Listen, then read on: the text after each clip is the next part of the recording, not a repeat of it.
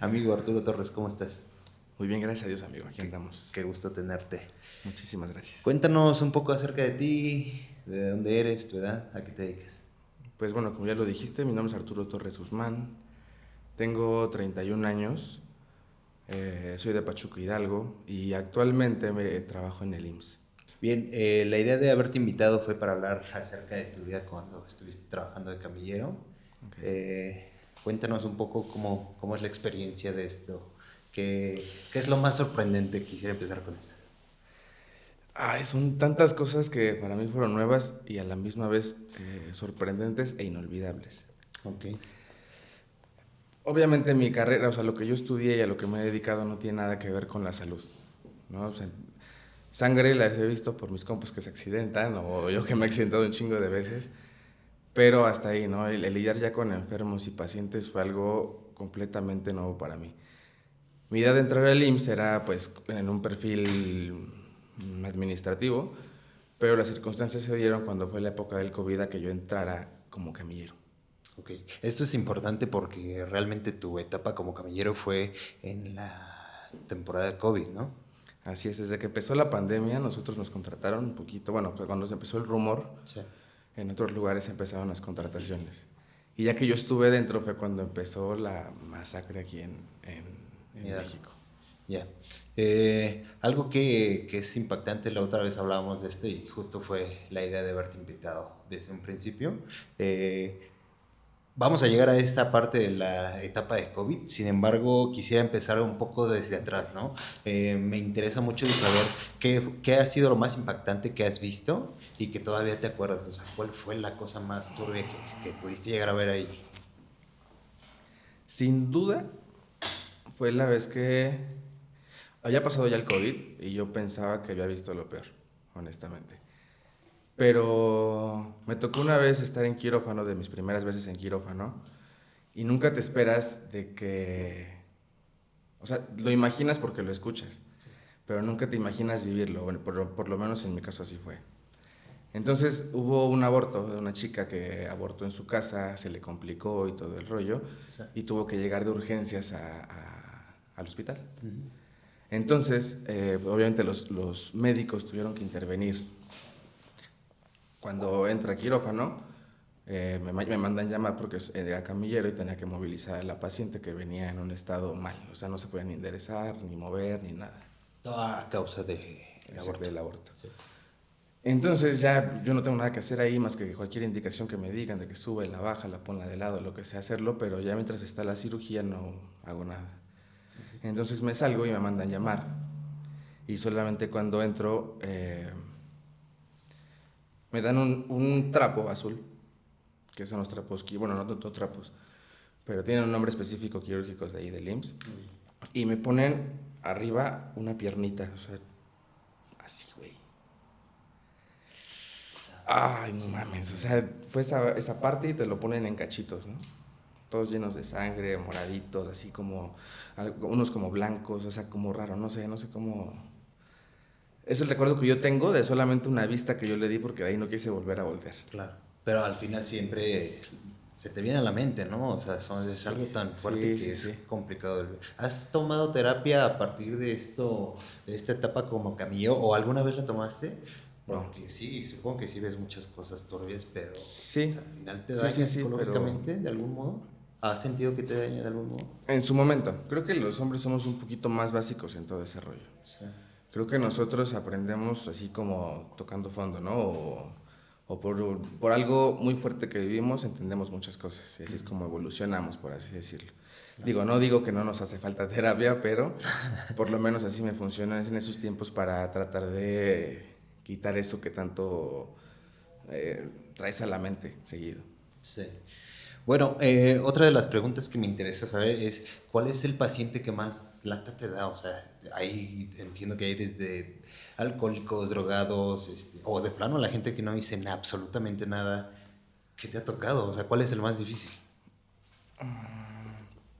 Yo creo que los más difíciles son los enfermos psicológicos. O sea, me refiero a que no tienen ninguna enfermedad, pero ellos solitos dicen que la tienen y se generan todo ese como trauma. Y clínicamente dices, no tienes nada, compadre. Sí. Solo todo está en tu cabeza.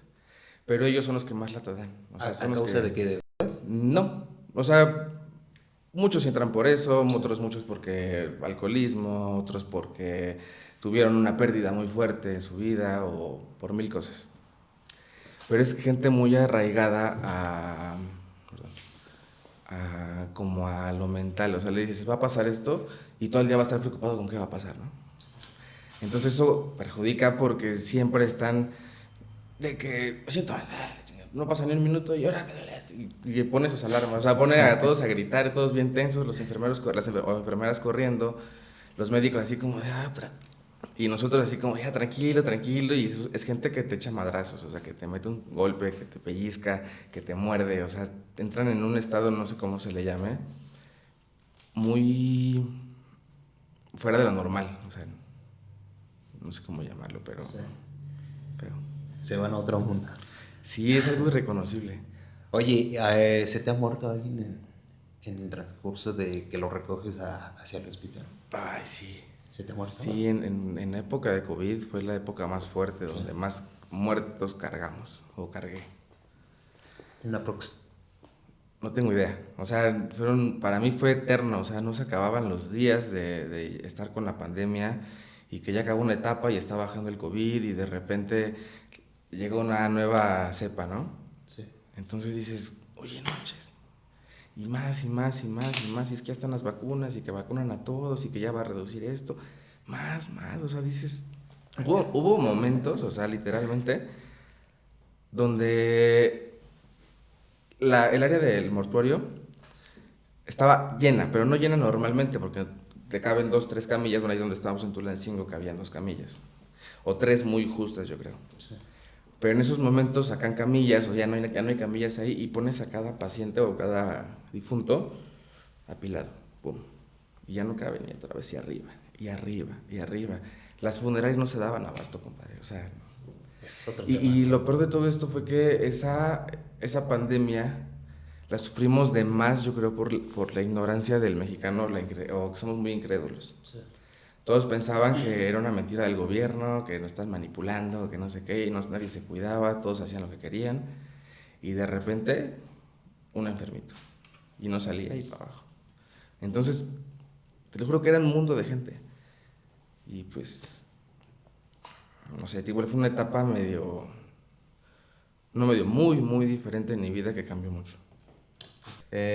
Arturo, otra de las cosas, ahorita vamos a brincar bien al tema de COVID, pero me interesa igual, hay una pregunta que tengo que me surgió hace días antes de hacerte esta entrevista. ¿Qué Ok. pasa con la gente que no tiene familia, que no los reclama nadie y fallece en el hospital? Yo creo que lo peor es gente que sí tiene familia y que literal la gente los lleva y los deja. O sea, llegan con sus hijos o con sus primos o hermanos, por lo regular, sus papás, lo dejan ahí moribundo y no regresan. O sea, les marcan, nada. Y ¿Te ya su tocó? paciente ya llevaba 2, 3 días, pues que falleció. Y así como de que pues, ya se tiene que mover de aquí porque si no nadie contesta, nada. O sea, dices, güey, qué rollo. Y obviamente es familiar porque solamente permiten familiares al ingresar al IMSS. Y eso es muy normativo y mucha gente se pelea con eso. Sí. Es que no me dejan pasar, es que no sé qué. O sea, lamentablemente es una empresa también que se dedica a la salud y no puede dejar pasar a cualquiera. Pero eso es otro tema. Bueno, este tema del COVID es como que lo más polémico que vamos a tener en este podcast. Entonces voy a tratar de ser igual un poco cuidadoso con una que otra pregunta.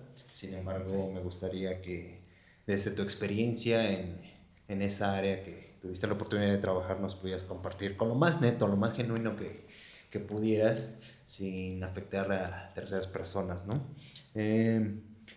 Primero que nada, ¿cómo era el proceso cuando saliste de tu casa al trabajo y del trabajo a tu casa?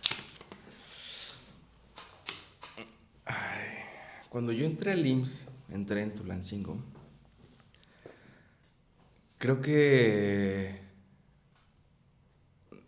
era de la bola de incrédulos pendejos que no creían en todo este rollo, ¿no? como está Faramaya. Sí. Entonces cuando llego y me dicen bueno, es mi primer día, me presentan con todos y me dicen, tú vas a estar encargado del área de COVID, bueno, no encargado, pero vas a estar responsable del área de COVID como camillero en tu turno. Ah, está. Entonces todos los que estábamos éramos nuevos, güey. O sea, recibimos una capacitación, pero con enfermos falsos.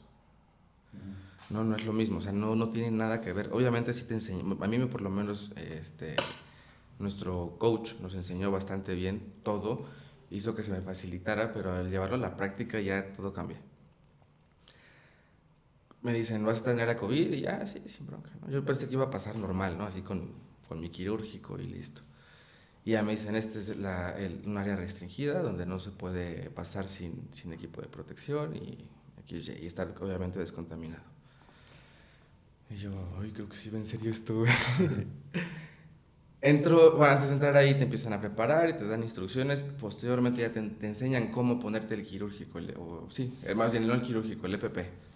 ¿Cuál es el EPP? El equipo de protección que llevamos. O sea, ya todo lleva un proceso. Desde cómo te pones todo para no contaminar y cómo te quitas todo también para no contaminarte tú o la gente que está afuera. Sí.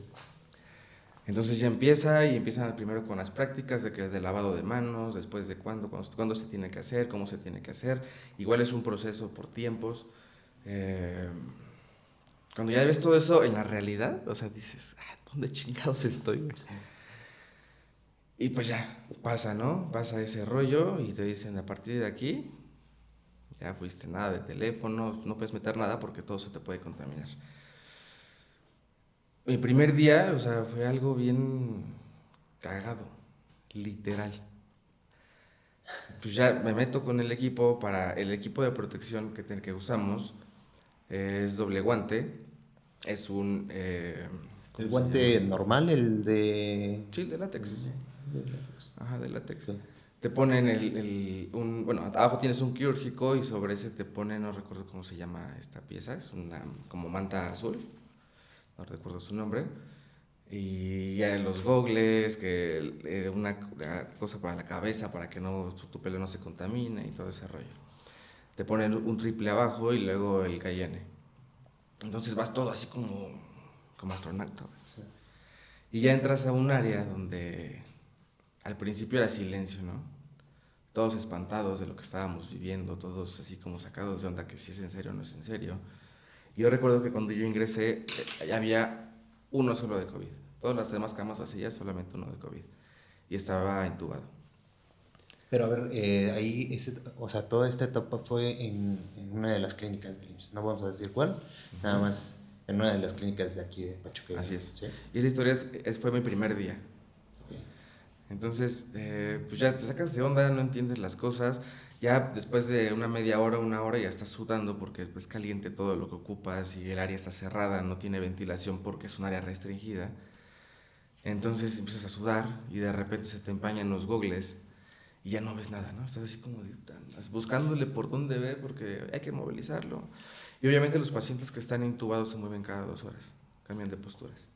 O sea, al final es como traer una botarga, ¿no? Prácticamente todo el equipo, sí. La obstrucción que tenías de la vista, es como traer una botarga. ¿Te has puesto una botarga? La del CIMI. Sí, no la del CIMI, pero sí me he puesto botargas. Algo así parecido porque literal ese equipo de protección te cubría todo. Desde los pies, obviamente todo el cuerpo, el torso, las manos, la cara, solo te quedaba como las rendijitas de este triangulito, sí. O sea, libres.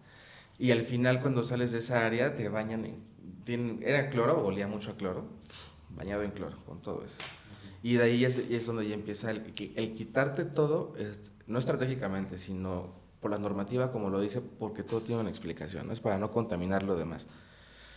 Entonces empezabas a quitarte todo con mucho cuidado, empezabas a desamarrar todos los nudos de lo que tenías, las botas, y las botas se quedaban puestas pero ya sueltas. Y luego ya empezabas no me acuerdo cómo se llama esa cosa, empezabas a quitarla lento, y hasta tu cuerpo lo movías para que no tocara lo de afuera, lo que está limpio, entre comillas, ¿no? Sí. Hasta que llegabas a los guantes, ya lo hacías bolita con los mismos guantes y al cesto. Igual, obviamente esos cestos se cierran, no se volvían a abrir, ¿Qué Ahí se hacen con quedaba. esos estos? ¿Los queman? ¿Los...? La verdad desconozco. Yo quiero pensar que sí. Tienen que haberlos quemado, algo de ese estilo, pero bueno. Y ya de ahí empiezas a quitarte los cubrebocas, el EPP, los gogles, todo ese rollo con cuidado para que no contamines las partes que están limpias. Sí. Y aún tienes un par de guantes. Entonces ya al final, cuando acabas, te quitas tus botitas, pasas el área ya que ahí ya está limpia, por así decirlo, y terminas dejando tus botes. Entonces, pues ya desde ahí dices, uy, o sea, si fuera algo tan, no sé, una mentira, no creo que hicieran tanta faramaya para esto.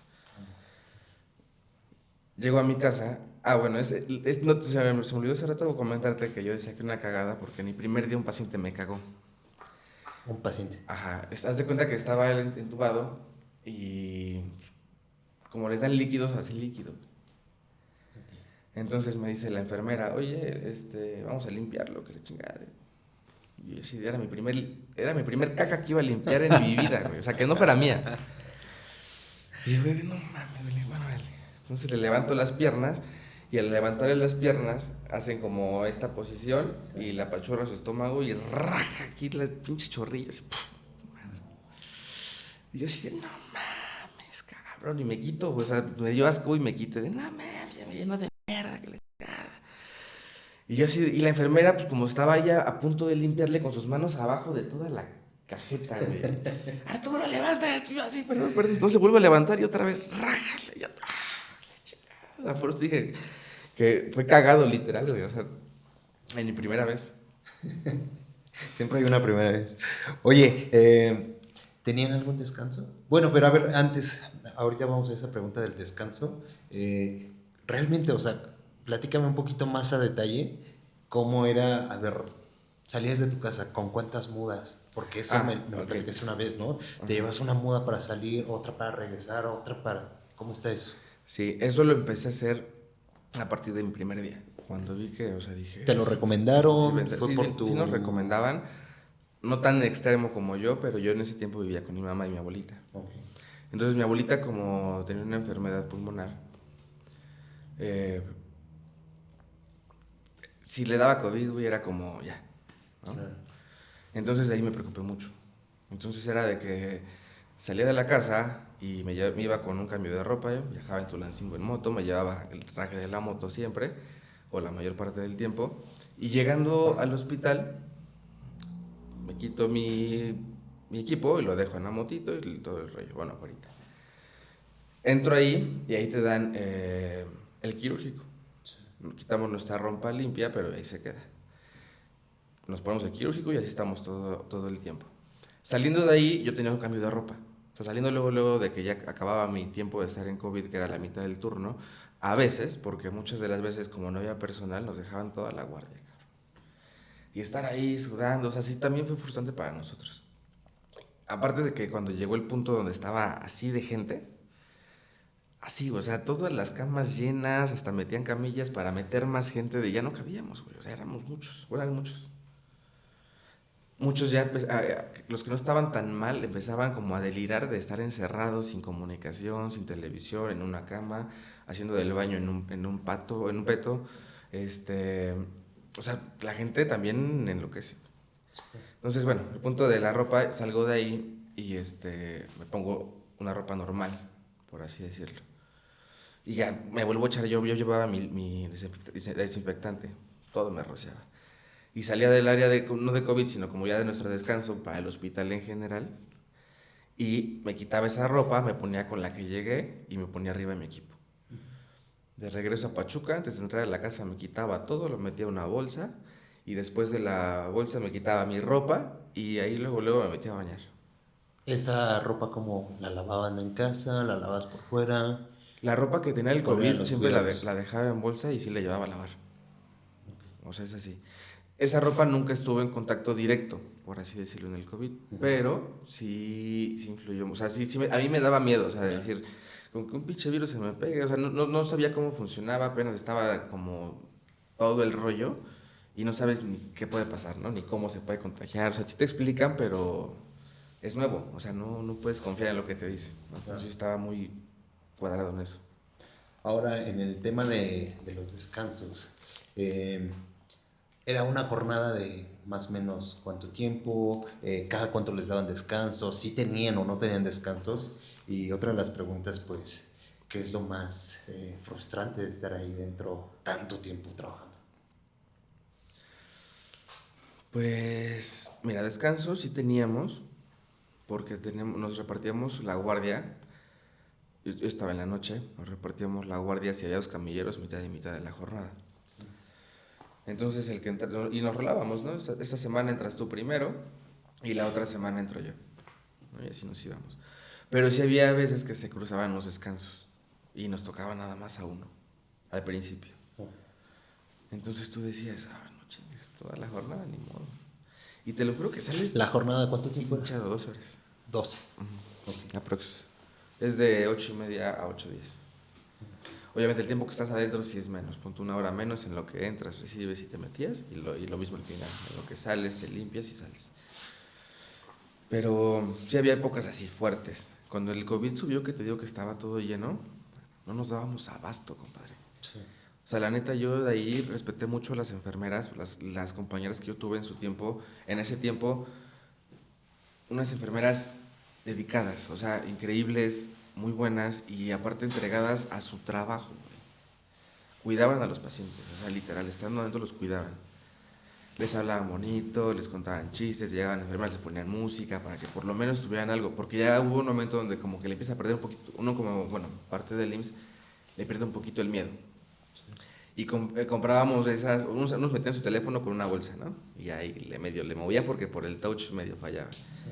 Otros se compraban la para nadar, esa del teléfono, la fundita. Y con esa estaban adentro con el teléfono. Pero al principio pues nadie se atrevía a nada de eso. Entonces, ya después fue como que más o menos aprendimos a sobrellevar todo porque sí fue difícil, por lo menos para mí, el enfrentarme con que se murió uno. Y qué reanimación. Y las enfermeras... ellas, la neta, yo les agarré mucho aprecio, mucho cariño, porque me enseñaban. Ellas sabían muchas cosas y aparte me enseñaban cosas que a mí no me correspondían, ¿no? Y lo agradezco porque eso me ha ayudado en muchas cosas después.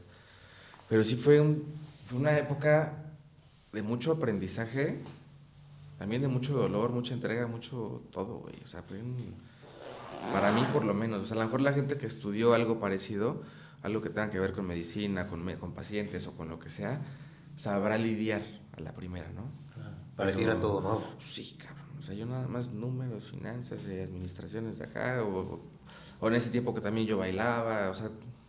¿Cuánto tiempo pasó? O sea, de que entraste... Bueno, me dijiste que entraste cuando empezó la etapa de COVID, ¿no? Uh-huh. Ok.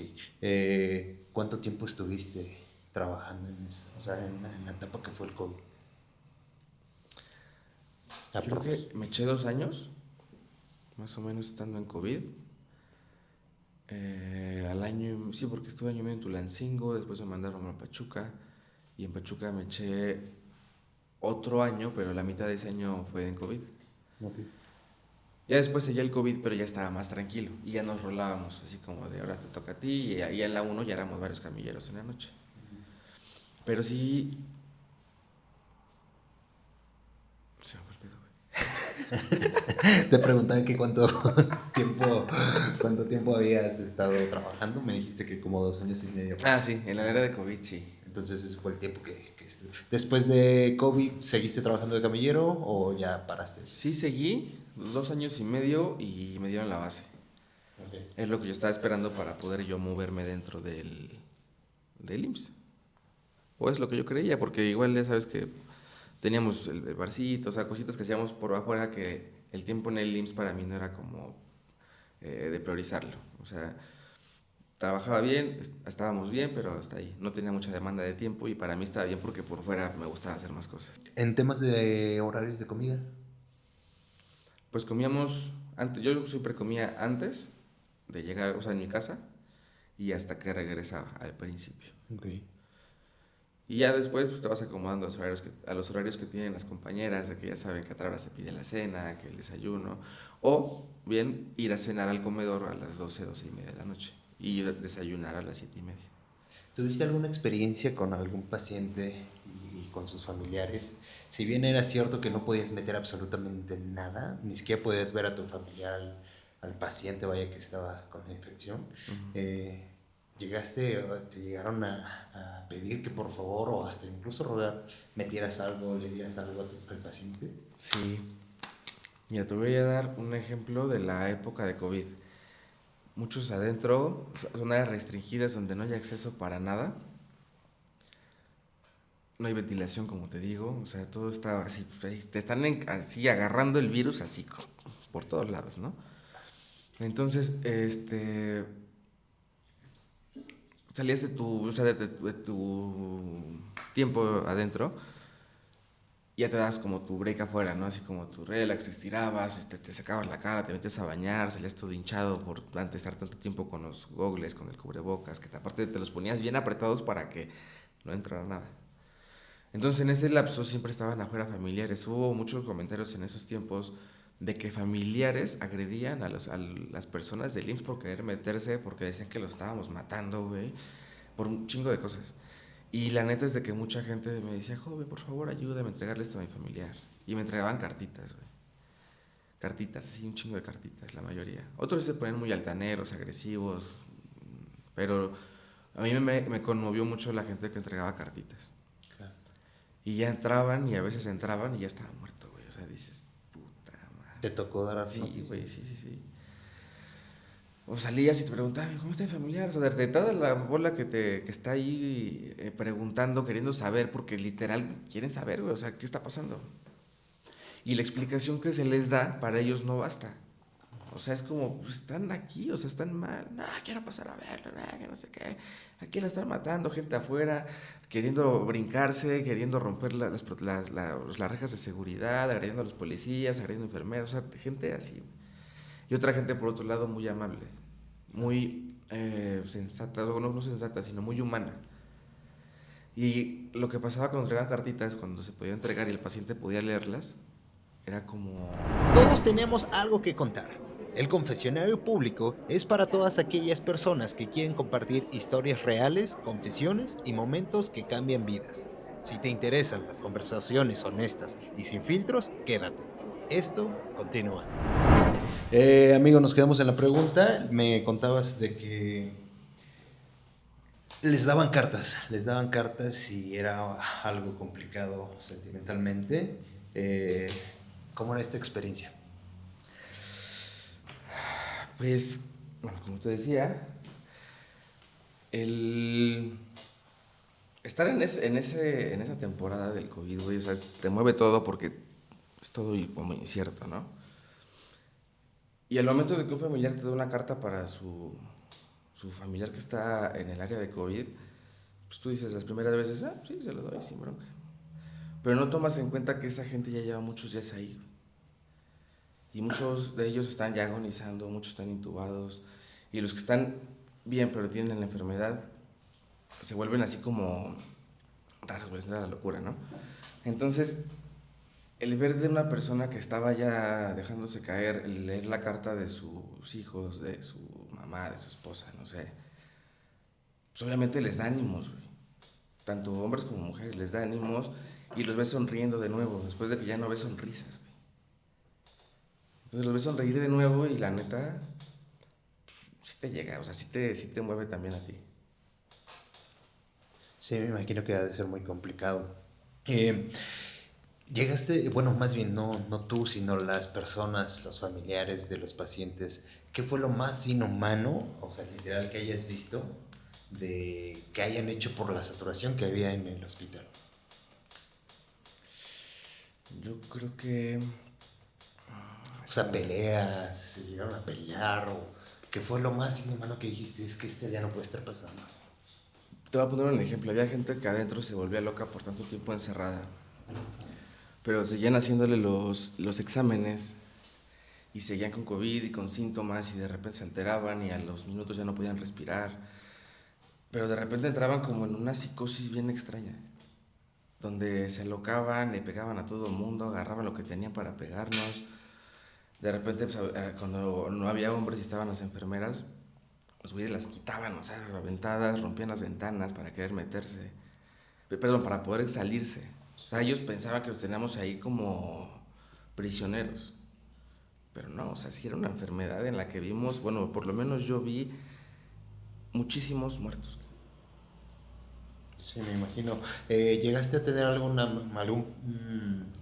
cifra aproximada en un turno? ¿Cuántos muertos llegaste a presenciar? El En un turno, turno, o el sea, por día, turno en un día, pues. como, no sé, unos 10, ¿10 por 8, 10? 8 a más o 10 menos. por día. O sea, eso es una ocasión especial, ¿no? O sea, me refiero a que yo entré, me recuerdo, y ya me decían, o sea, en el cambio de turno fallecieron 2. Y a la media hora otro. Y a la media hora otro. Y así, güey, toda la noche. Por último, para cerrar con este tema de COVID, eh, conforme a tus horas de comida, ¿cómo era más bien el tema con la comida? ¿Ibas a algún comedor? ¿Llevabas tu comida desde casa? ¿Se las daban? ¿Dónde comías? O sea, todo este tema que engloba tu hora de comida. Sí, pues mira, honestamente, al principio del COVID, unos cuantos meses, pues no comías nada ahí dentro. Sí. Ni tomabas, o sea, por lo menos yo sí un ratito me aventé sin tomar agua y sales todo deshidratado, todo, como te decía hace rato, todo lleno de sudor por todo el equipo que tienes. Sí. O sea, no te dan ganas de tomar nada por el miedo, ¿no? Que te da el poder contagiarte y contagiar a tus familiares. Entonces los primeros meses sí fueron como de cero comida aquí y cero agua, o sea, literal. Y ya si tomaba agua era saliendo, o sea, hasta que estábamos en la calle, ahí sí, pum. Te aguantabas del hambre y la sed. Sí, y ya comí hasta llegar a mi casa.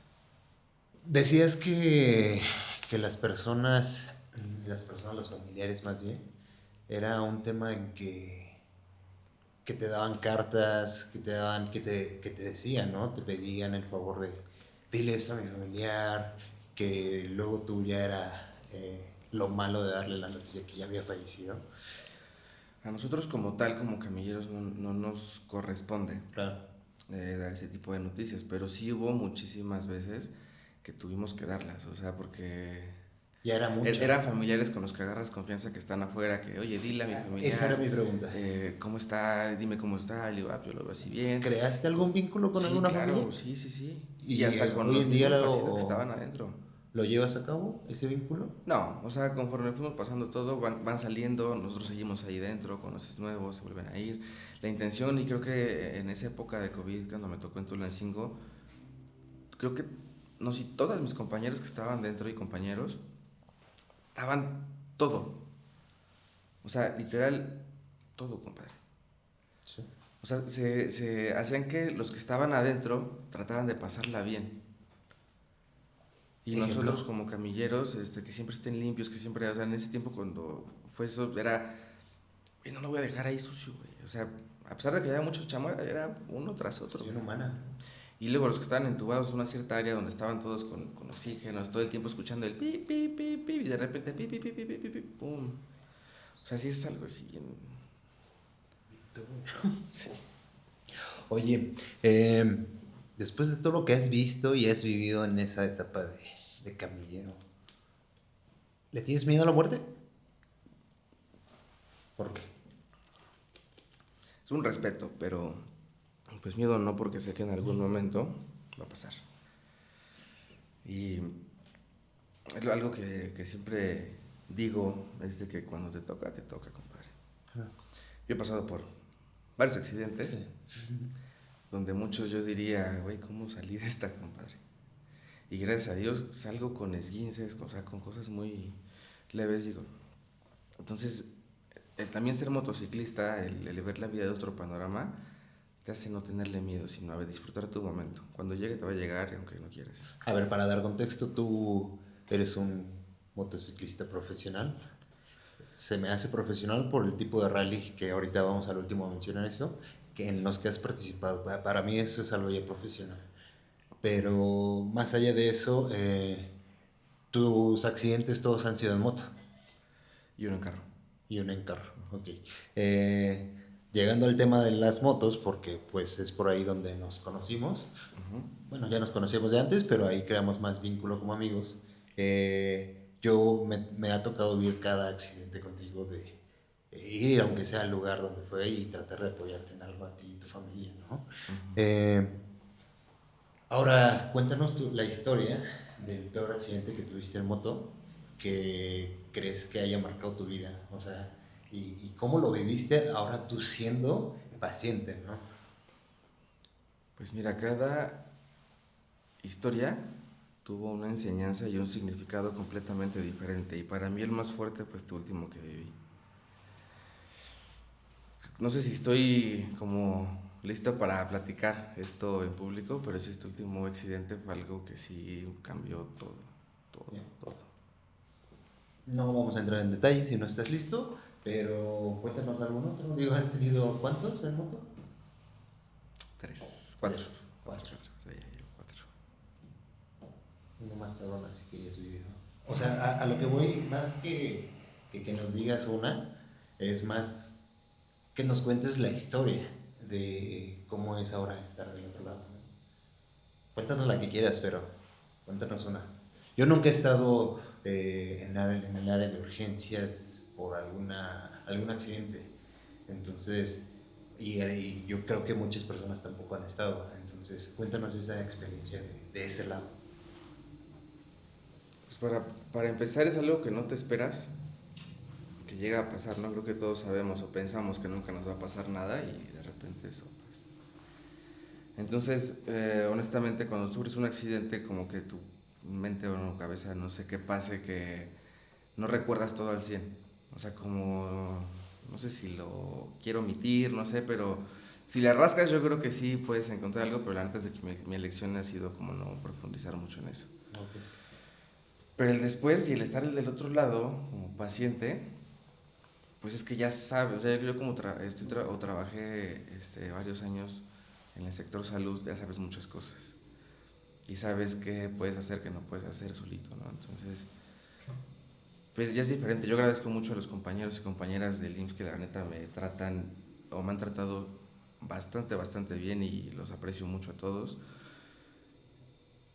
Y créeme que pues, es que no hay punto de comparación, o sea, no sé. Bueno, de alguna idea ya tenías la idea, ¿no? Sí, sí sabes a lo que vas, ya, pues, como que yo por lo menos ya no sufro así como, mira, pasó esto, Claro. que viene esto y vamos a ver. Y si estás todo el tiempo sobrepensando el como, por qué otra vez, y, o sea, y por qué fue así, y repasando hasta cierto punto todo lo que pasó, ¿no? En el querer entender lo que viviste. Oye, y bueno, ahora cuéntanos un poco de cuál es el proceso desde que yo como ciudadano marco bueno, yo qué haría en caso de alguna emergencia. Esto lo digo para la gente que no sabe porque sé que puede esto servir. ¿Qué haces para hablarle a una ambulancia? ¿A qué número marcas y qué pides? Imaginando que, no sé, está teniendo una convulsión vamos a ponerle en un accidente automovilístico. La persona está grave, ¿qué haces? ¿Qué haces tú como persona que está ahí en el contexto del accidente? Ay, güey, pues es que la neta, tal vez de una experiencia de la de mi hermano, Sí. por ejemplo, donde no me tocó ver su accidente, íbamos en la misma ruta, pero al regresar unos minutos ya estaba todo mal. Entonces, ¿qué quieres? Atención primaria. Y en este caso yo lo que hice fue marcar a buenos amigos míos que están en turismo y le dije, oye, mi hermano está pasando por esto, estamos en tu municipio, ¿qué rollo? Bueno, pero a ver, ahí creo que nos estamos desviando un poquito de la pregunta. Mi pregunta es más allá de qué le recomiendas a las personas que presencian un accidente y dicen, ¿qué hago? ¿Qué hago? ¿Tú qué Okay. les recomiendas? Si es motociclista, lo primero que le recomiendo es no moverlo hasta que él veas que reacciona y te diga, ¿no? O sea, estoy bien. No Y quitar sabes que, casco, no quitar ajá, chamarra. no quitar casco. Al menos que él se lo quiera, yo sí soy, o sea, después de un accidente lo que menos quieres es estar así como asfixiado, ¿no? Pero sí me ha tocado ver casos en el hospital de que los quitan bueno, que llegan, les quitan el casco y su cabeza se abre, güey. ¿Te tocó verlo? Sí, sí, güey, sí. Y llegan con el casco y se los quitamos y cuando los quitamos, pum, entonces luego, a quirófano, pum, a correr. Entonces, mi recomendación es primero no quitar nada. O O sea, esperar que lleguen la gente que es experta y está especializada en esa área. ¿A quién marcar? Yo quiero, no sé, es que nunca me ha tocado un día que tenga que marcar así. Bueno, a ver, yo en mi experiencia diría marco al 911 y... Es lo que pudiera pensar, no sé si es solamente sea para policías o ellos también te redirijan. Solo sé que hay un número que marcas y te da la extensión, bueno, te contacta con alguien, pero no sé qué número sea, la verdad. Okay. Pero bueno, actualmente tenemos muchas facilidades y creo que saca el teléfono a Cruz Roja, que es lo principal, porque no sabes si el que se accidentó tiene seguro o tiene ISSSTE o no tiene nada. Para toda la gente puede marcar 911, ahí la policía te contesta y solicitas el apoyo de una unidad de ambulancia para que les puedan brindar el apoyo, ¿no? Okay. Cuando tú llegas con el paciente, con el accidentado, ¿qué es lo primero que haces? Danos el ejemplo de algún caso que te haya tocado. ¿Qué es lo primero que debe hacer un dentista? Pues primero hablar con él, preguntarle cosas, o sea, ¿estás bien? O sea, hasta hacer que él tenga la interacción contigo, te responda para por lo menos dar el primer signo de vida, ¿no? Y después de ahí, la mayoría se queja, ¿no? O sea, bueno, supongo que hay gente que cae inconsciente, pero no me ha pasado, se quejan, te piden ayuda y muchas veces por impulso actúas de formas inesperadas que no son correctas, ¿no? Entonces, sí, primero asegurarte que esté bien, tratar de que en la posición que esté lo más cómodo posible en lo que tú pides alguna atención. Y la verdad es que mucho, por lo menos en mi caso, me he rajado fuerte y solito yo me acomodo, digo, ya valió madre. Yo casi coopero, ¿no? Por así decirlo, para que sea menos rollo. Pero hay mucha gente que supongo que sí pues, queda mal. Ok, le preguntas síntomas, todo este proceso, ¿no? de un camillista. Ah, ok, hablas del tema del camillero. Sí. Ah, ok. Pues es que ahí te enseñan una parte básica de los primeros auxilios, ¿no? El cómo movilizar a un paciente. Ya en ese tema, ya en el tema profesional sí cambia mucho. Okay. Hay diferentes tipos de camillas y cuando son para ese tipo de pacientes accidentados ocupan las camillas rígidas. Entonces muchas ambulancias no vienen preparadas con el equipo para sujetar a un paciente. Las que son como más rústicas de los municipios cercanos a Pachuca. Las de aquí ya todas vienen bien equipadas. Entonces lo primero que hay que hacer es checar que esté, que te conteste, que te diga algo por lo menos. Si no te contesta, a ver si tiene sangrado por la boca, por la nariz, ponerlo un poquito de lado para que no se vaya a asfixiar. Empezar a tomar signos vitales, tomarle la presión, tomarle el pulso, todo ese rollo. Y de ahí asegurarlo más bien a él.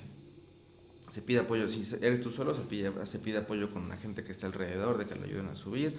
Mientras alguien le mete la tabla, de ahí los sujetas. Cuando no tienen sujetadores, le agarras con vendas y los pones en una posición segura para ellos.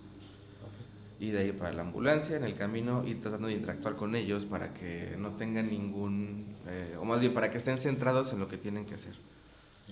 Y como apoyo nada más de que pásame esto, que el oxígeno, que no sé qué, que sube aquí, que baja acá. Es lo que por lo regularmente hacemos en ambulancia. O sea, se hace en ambulancia. Yo solamente he estado una vez en ambulancia. Por una mala experiencia de deshidratación. Por cierto. Sí, a los 18 años. Estuvo bien. Oye, pues ya para cerrar, últimas preguntas y lo que quieras agregar, con mucho gusto. ¿Has visto algún médico que se haya quebrado así emocionalmente? Ay. Que se haya quebrado, sí, un médico quebrado, o sea, de que falleció. No. Pero te voy a contar esa rápido. Échala. Era un médico en el COVID que dijo, esto no existe, la chingada. Y se mete al área de COVID sin nada. A la semana fue, o sea, así de drástico. ¿Tuvo síntomas? Sí. Los Los que 2-3 siempre días que dicen. salió de ahí empezó con esto, es normal, que es no sé qué, se medicaba solito. Y después ya no podía respirar, y después para adentro, y una vez intubado ya es muy difícil que salga. Pero en el tema emocional, creo que los médicos deben tener cero emociones en la salud. Supongo que con un familiar de ellos sí debe ser difícil, pero aún así te vuelves más insensible. Se escucha feo, pero luego es lo mejor, que te sean directos y no con rodeos. Y a mí hasta ahorita no me ha tocado ver un médico que digas, o sea, se conmovió, se sintió mal. O sea, sí son humanos, porque conozco a muchos son amigos míos, bastante buenos, pero te dicen lo que es, así, o sea, no, y dicen, ni modo, es esto, y se murió, y ni modo, o sea, pues ya. Y digo, está bien, ¿por qué? Porque no les va a afectar a uno que no estaba en ese rollo y que te conmueve ver a alguien que no conoces que fallece. Eso después te va a traer mentalmente muchas broncas, o sea, yo supongo que aprendes a lidiar con eso, como yo cuando entré al IMSS era muy sensible con todo eso. Y después de un tiempo es como de, falleció, pero compadre. Y mucha gente lo ve mal. Pero te tienes que hacer así para no, o por lo menos yo me tuve que hacer así para no sentir tanto, o sea, sentir feo en esa parte o traumarme tanto. Claro. Oye, y por último, siempre hay rumores, ¿no? De alguna experiencia paranormal en algún hospital de noche, en el pasillo vacío. ¿Has pasado por algo paranormal? Cuéntanos una experiencia para toda la gente. Yo en lo personal no creo, pero hay mucha gente que les llama mucho la atención Sí. esto. Entonces estaría muy padre si les Pues mira, hay muchos rumores en todos los hospitales, ¿no? Y cada piso tiene su rumor. Y no, yo también, como dices, incrédulo, decía, ay, sí, hasta iba, ¿no? A ver si pasaba algo, y pues nunca me pasó nada. Pero una vez yo estaba en la noche en un consultorio y tenía una puerta abierta. Y esa puerta abierta estaba lleno, era como bodega, por así decirlo. Pero daba con una ventana que daba a la calle sin cortinas, sin nada, y estaba la lámpara ahí. Entonces se veían todas las sillas, mesas, tripiés, todo ahí amontonado, ¿no? Entonces yo estaba justamente viendo hacia allá, ya un rato, porque mi posición estaba sentada pues, viendo hacia allá. Y de repente se ve así algo que pasa y se cae algo. Pero güey, al momento te da culo, güey. La neta te da culo y patas para que las quiero, chicas. Y ya después dije, ya después de que salí corriendo, güey, dije, nah, ni madres, a ver qué pasó. Ya agarro mi teléfono, prendo todas las pinches luces y nada, o sea, no había nada. Y tirado pues, muchas cosas, o sea, como para saber, se cayó esto, pero ¿por qué se cayó, no? Si no hay aire, si, no sé, es como raro. Esa fue tu experiencia. Ajá. ¿Hay algo que esté grabado en cámara? Que digan, ay, o que llegaste a ver así de, mira, me pasó en el video de cómo se cae algo, cómo pasa una persona, pero algo que sea real, No, la neta no. Nunca llegaste a ver. Hay muchos mitos y chismes, pero algo así que te comprueben, diga, aquí pasó esto, ¿no? Nah, no ha pasado. Puro chisme. Pues Arturo, muchas gracias, hermano. Gracias por tu tiempo, por contarnos toda la experiencia y la confianza. Cuando gustes volver, es totalmente invitado. ¿Y algo que quieras decir? ¿Qué viene pues, para el famosísimo Arturo? Igual Torres. Agradecerte, compadre, por este espacio y la neta no me esperaba muchas de las preguntas. O sea, no me imaginé que fueran a ser de este estilo y sí tocaste desde el inicio puntos un poquito pues, como aún no trabajados, ¿no? Por así decirlo. Okay. Pero estuvo bueno, me gustó, gracias y vamos a darle. ¿Qué viene para Arturo? ¿Qué va? ¿Algún proyecto que tengas en mente de lo que me querías decir? ¿Qué te gustaría? Por si hay alguien lo ve. Tenemos en mente para este año 2026 el Rally de Hidalgo, que es en las fechas del 1, 2 y 3 de mayo. Ahí se inscriben. Este rally es un rally de aventura. ¿Sí? Es un rally turístico. Y es algo que está muy completo. O sea, muy completo porque conoces un estado en un fin de semana, o la mayor parte de un estado en un fin de semana. Y te encuentras vistas impresionantes porque las rutas que tenemos son de on-road, las de carretera, las que todo el mundo conoce, y también tenemos de off-road. El pasar y conocer todo el estado de Hidalgo por rutas de tierra, por caminos, por veredas, por todo eso, encontrándote con cascadas, con ríos, con mil cosas, es algo de lujo. Y la verdad es que aquí en Hidalgo tenemos una variedad de ecosistemas. O sea, te vas para acá y encuentras bosque, 3 tipos de bosque. Y luego parte desértica. Y luego ya empieza un poquito más de bosque, luego ya empieza como la parte de muy húmeda, como tipo selvática, mucha flor, la Huasteca Hidalguense, la Sierra Tomitepec, o sea, los cañones, o sea, todo Hidalgo es muy vasto. Sí. Entonces este rally es para esa fecha, 1, 2 y 3 de mayo, y la verdad espero que se inscriban. Y Todo esto es en moto, también pueden participar racers, ¿qué más? Se pueden inscribir cuatrimotos, se pueden inscribir motos de cualquier estilo. Este rally está hecho para que cualquier segmento lo pueda correr. Si eres moto de pista, si eres motoshopper, que te gusta la carretera, ahí es pura carretera y te inscribes a la categoría de carretera. Y si eres aventurero, que te gusta ambas, tenemos el overall, el doble propósito. ¿Hay algún límite en cuanto a la cilindrada de la moto? ¿No?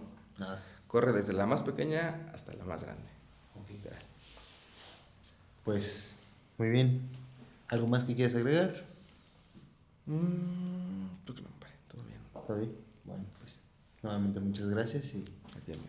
estamos ahí, a la hora. Dale. Ánimo.